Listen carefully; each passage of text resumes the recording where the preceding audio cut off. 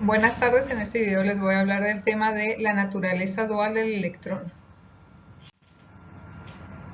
Previamente habíamos mencionado que Einstein propuso la idea de que la luz no nada más se comportaba como una onda, sino que también tenía una propiedad de partícula. Basándose en esto, el científico de Broglie propuso que no nada más la luz tenía esta característica, sino que en realidad toda la materia tenía una propiedad de onda y propiedad de partícula asociada. Y en particular, él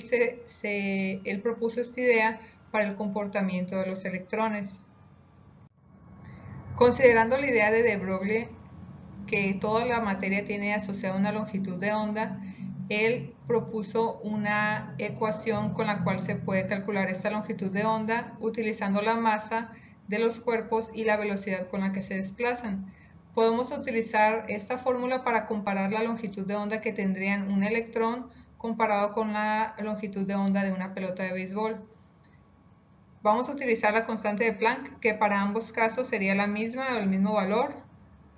La masa es muy diferente de la pelota de béisbol y del electrón, ya que el electrón tiene una masa muy pequeña y a diferencia de la pelota de béisbol se desplaza a una velocidad mucho más alta. Utilizando estos valores y sustituyéndolos en la ecuación, obtenemos que para la pelota de béisbol la longitud de onda que tendría asociada sería de 1.09 por 10 a la menos 34 metros, y en el caso del electrón su longitud de onda es de 3.3 por 10 a la menos 10 metros. Si observamos los valores que tiene la longitud de onda para ambos cuerpos, podemos ver que la longitud de onda de la pelota de béisbol es mucho más pequeña y se podrá considerar imperceptible. En el caso del electrón, su longitud de onda es mayor que la de la pelota de béisbol y particularmente por la masa que tiene el electrón, es por eso que se considera relevante observar o analizar esta propiedad de onda. Y es cuando vemos la diferencia entre los objetos macroscópicos y los objetos microscópicos. A pesar de que podemos tener todos los objetos macroscópicos alguna longitud de onda asociada, el tamaño de los cuerpos o el tamaño de las partículas hace que la longitud de onda tenga un valor despreciable, por lo cual no se considera en la vida cotidiana, al contrario de lo que ocurre con partículas subatómicas o partículas muy pequeñas como el electrón. Para poder comprobar esta naturaleza dual del electrón se realizaron algunos experimentos en los cuales algunos de los ejemplos que tenemos de esos experimentos son los que realizaron Davison y Germer, y Thomson, que es hijo de Thomson, el que descubrió el electrón, y lo que trataron de demostrar era la propiedad de onda que poseían los electrones. Para poder definir o asegurar que los electrones sí se comportan como onda, tenían que demostrar que tenían el fenómeno de difracción y el fenómeno de la interferencia, lo cual comprobaron.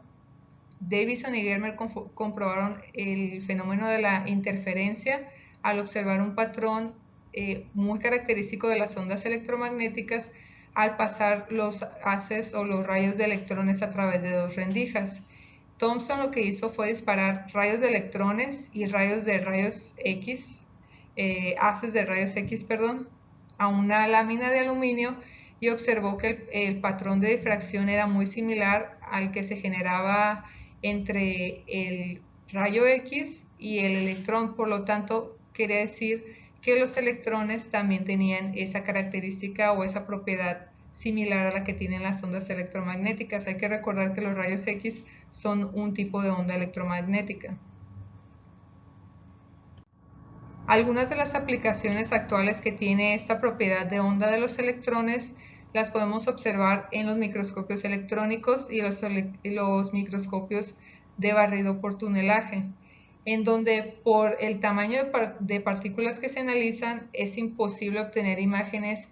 solamente utilizando la longitud de onda que tiene la luz visible. Por lo tanto, la longitud de onda de los electrones, que sí tiene un valor considerable, pero es más pequeño que la longitud de onda que tiene la luz visible, por lo tanto permite obtener estas imágenes claras de objetos muy pequeños, que en este caso sería una imagen de dos glóbulos rojos y una imagen de átomos de hierro sobre una lámina de aluminio.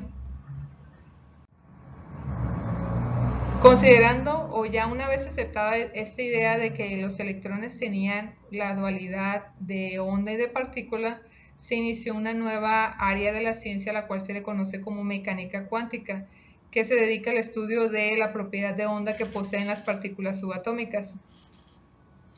Y hay que recordar que el modelo atómico que se tenía, que estaba aceptado en ese momento, era el modelo atómico de Bohr, pero tenía ciertos puntos que no podían explicarse utilizando la mecánica cuántica, o que la mecánica cuántica ayudó a cambiar la idea que se tenía. Bohr decía que los electrones viajaban alrededor del núcleo en órbitas definidas y que las órbitas eran una trayectoria muy clara o muy definida en donde podemos encontrar un electrón. Sin embargo, con la mecánica cuántica y en particular el trabajo de Heisenberg, él propuso que no podíamos conocer o que no se puede conocer la ubicación o la velocidad que tiene un electrón en un átomo de hidrógeno,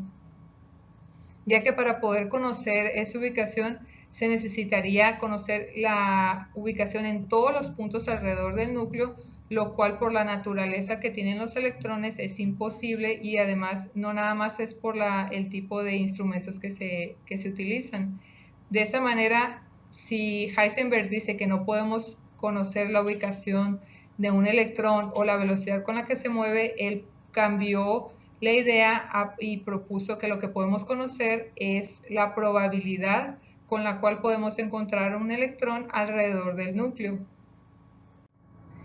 Y esto lo realizó, o ese trabajo lo continuó Schrödinger, el cual propuso una función de onda utilizando la propiedad de onda y de partícula que tienen los electrones para definir ciertas regiones en donde era más probable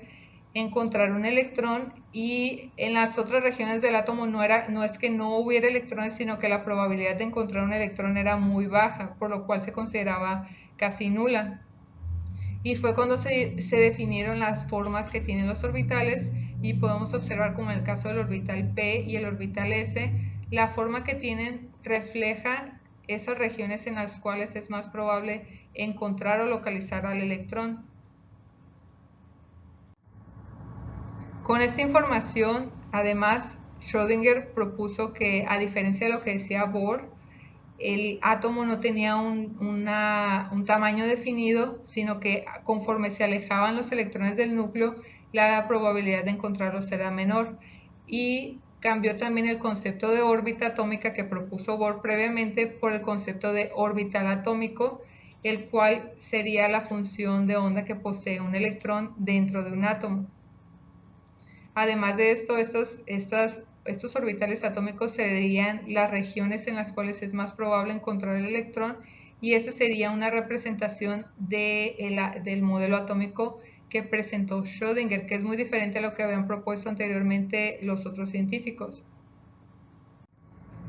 En esta diapositiva podemos observar todos los cambios que tuvo el modelo atómico desde el primero que se presentó por Dalton en 1808 y que en su momento fue aceptado, pero conforme se fueron realizando investigaciones y experimentos, se fue aportando información y modificando poco a poco este modelo hasta llegar al modelo que presentó Schrödinger en 1926, y que en la actualidad se considera un modelo atómico que es correcto, a pesar de que no explica